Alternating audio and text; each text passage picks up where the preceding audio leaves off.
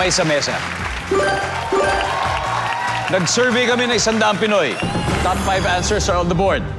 Bakit kaya na-cancel ang summer outing ng barkada? Aaron. May mga nagkasakit. May nagkasakit. Nandiyan ba yan? Sia, ba't kaya na-cancel ang summer outing ng barkada? Work. Dahil may work. Yes! Top answer! Survey says...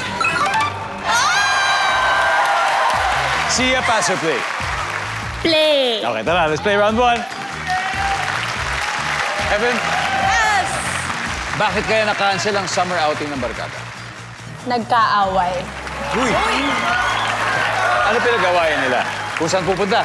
Pwede ko. Hindi nagkasundo. Away daw, mag-away.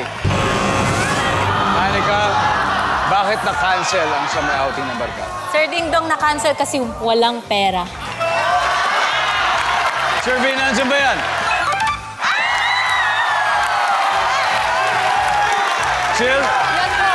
Ba't kaya na-cancel ang summer outing ng barkada? Sir Ding Dong, pinagbawalan sila ng magulang!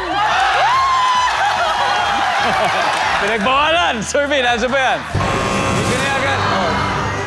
Sia, one more. my God. Ba't na-cancel yung summer outing ng barkada niya? Fully booked yung place na pupuntahan. Wala! Di na tuloy! Survey says... Guys, Apple, ano kaya to? Bakit na-cancel yung summer outing ng barkada?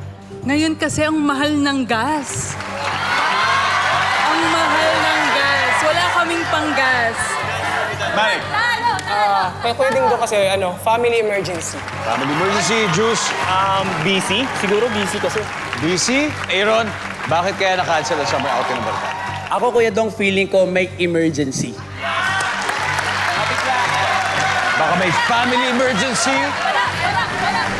Oh, for the win, nandiyan ba yan? May emergency. Wala. May dalawa pa tayo sa board. Tignan natin. Number 5. Ano ba yung number 5? Bumabagyo. May isa pa. Number 4. Plinano nila yun, pero wala pa na sasakyan. Naku po, eto na. Fina, bilib agad tayo ng Fina. May 91 points sila.